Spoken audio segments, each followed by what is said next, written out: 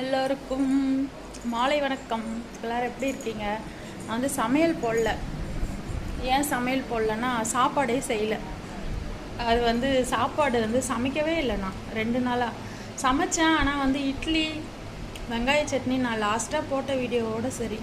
நேற்று காலையில் டிஃபனு இட்லி, அப்புறம் வந்து நேற்று மத்தியானமும் அம்மாவும் நானும் இருந்ததுனால ஒழுங்காக சமைக்கவே இல்லை. வச்சுட்டு இது ஏதோ செஞ்சனே, அது வெங்காய சட்னி அதே வச்சாச்சு. நைட்டும் டிஃபனு செம்ம போர். ஏன்னா காயெல்லாம் எதுவுமே இல்லை, காலி ஆயிடுச்சு. இன்றைக்கி தான் போயிட்டு நானும் அம்மாவும் இந்த ஏலகிரி அடிவாரம் இருக்கும்ல, பொன்னேரின்னு சொல்லுவாங்க, அங்கெல்லாம் வந்து நல்லாயிருக்கும். அந்த பொன்னேரியில் காய்கறிங்கள்லாம் நல்லா ஃப்ரெஷ்ஷாக கிடைக்கும். அதனால் ஏதோ வெங்காயம், உருளைக்கிழங்கு, அப்புறம் பலாப்பழம் இப்போ தான் சாப்பிட்டேன்.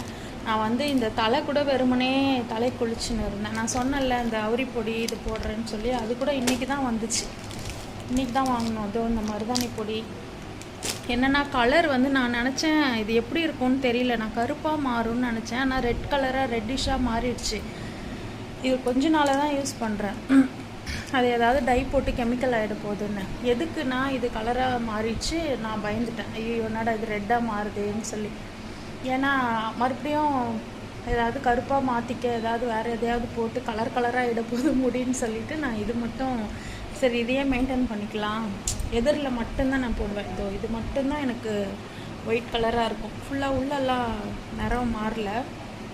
மார்ச்சுன்னா பார்த்துக்கலாம்னு சொல்லல. வாழைப்பழம்.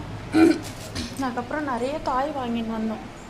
இந்த பிஸ்கெட் டீயில் எப்பாவது தொட்டு சாப்பிட்ற பழக்கம் இருக்குது. அதுக்கப்புறம் இன்றைக்கி பீஸா. இங்கே பாருங்கள், இந்த பூவோட அழகாக இருக்குல்ல, இது வந்து அப்படியே வாங்கின்னு வந்தேன். அப்புறம் வந்து இதெல்லாம் பீர்க்கங்காய் தானே, இதெல்லாம் வந்து சூப்பராக வெயிட் லாஸ் ஆகும் இது. அப்புறம் முருங்கைக்காய். அதுக்கப்புறம் நான் அப்படியே வச்சுட்டேன் காயெல்லாம். பால், பன்னீர் நான் வீட்டில் செய்யலான்னு நினச்சேன். இதோ ஃபுல்லாக காய், இது ஃபுல்லாக தெரியுதா? எங்கள் வீட்டு ஃப்ரிட்ஜில் வந்து பொதுவாக பால் மாவு மட்டும்தான் இருக்கும். எங்கள் வீடுன்னு அம்மா வீடு இது, எங்கள் வீடு தான்.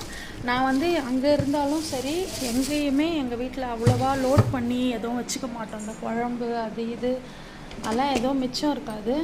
இந்த மாதிரி மசாலா ஐட்டம், லெமன், இஞ்சி பூண்டு அரைச்சி வச்சுப்போம். அது மட்டும்தான் இருக்கும் ஃப்ரிட்ஜில். வேறு எதுவும் இருக்காது. வேறு எதுவும் பெருசாக வச்சுக்க மாட்டோம். இதுதான் இருக்கும். என்னது இது